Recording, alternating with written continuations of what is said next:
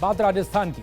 कर्नाटक में 40% करप्शन के नारे के जरिए कांग्रेस ने बीजेपी को सत्ता से बाहर कर दिया, लेकिन अब बीजेपी ने कांग्रेस के ही खिलाफ इसी हथियार को आजमाने की तैयारी कर ली है। राजस्थान में बीजेपी ने अभी से करप्शन का शोर मचाना शुरू कर दिया। राजस्थान में अपनी सत्ता बरकरार रखने की खातिर जहां अशोक गहलोत सामाजिक सुरक्षा पेंशन, ओल्ड पेंशन स्कीम की बहाली, 500 रुपए में गैस सिलेंडर जैसी योजनाओं के प्रचार प्रसार में मशगूल हैं, तो वहीं बीजेपी ने कर्नाटक से सबक लेते हुए राजस्थान में सत्ता परिवर्तन के लिए भ्रष्टाचार को मुद्दा बनाने की ठान ली है। कर्नाटक में कांग्रेस ने बीजेपी सरकार के खिलाफ सबसे बड़ा मुद्दा भ्रष्टाचार को बनाया था।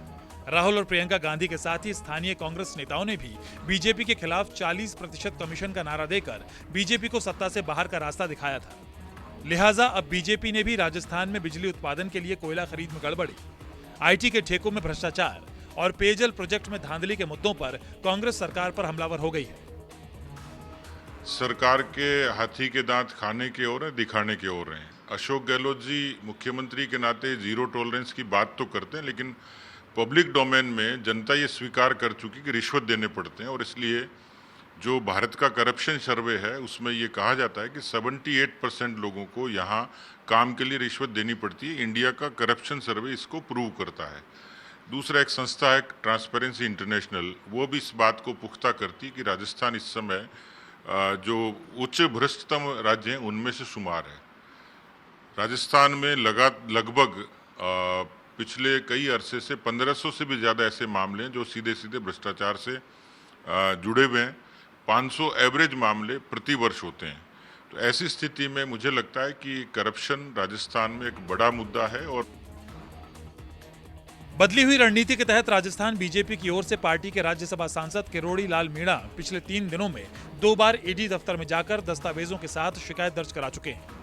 लेकिन कांग्रेस का कहना है कि बीजेपी सिर्फ झूठा माहौल बनाने की कोशिश कर रही है, बिना सबूत के आरोप लगा रही है। सारे आरोपों को नकारता हूं, और बाकी उन्होंने आरोप दिए केंद्र सरकार की एजेंसियों को दिए, वो जांच करें। हमें किसी बात का डर नहीं है। हमें हमारा किसी भी एजेंसी के प्रति कोई पूर्वाग्रह भी नहीं है। हम तो ये चाहते हैं कि जो भी एजेंसी यहाँ पे आवे निष्पक्ष होकर काम करे, प्रेशर में काम नहीं करे। हो ये रहा है कि केंद्र सरकार के प्रेशर में सारी एजेंसियां आ रही हैं और उनके दबाव में काम कर रही हैं। अब सबकी नजरें 13 तारीख पर टिकी हैं, जब बीजेपी भ्रष्टाचार के मुद्दे पर सचिवालय का घेराव करेगी। हालांकि विधायकों के खिलाफ क्षेत्र की जनता में नाराजगी तो दिख रही है, लेकिन बीजेपी के पास फिलहाल गहलोत सरकार के खिलाफ कोई बड़ा मुद्दा नहीं है।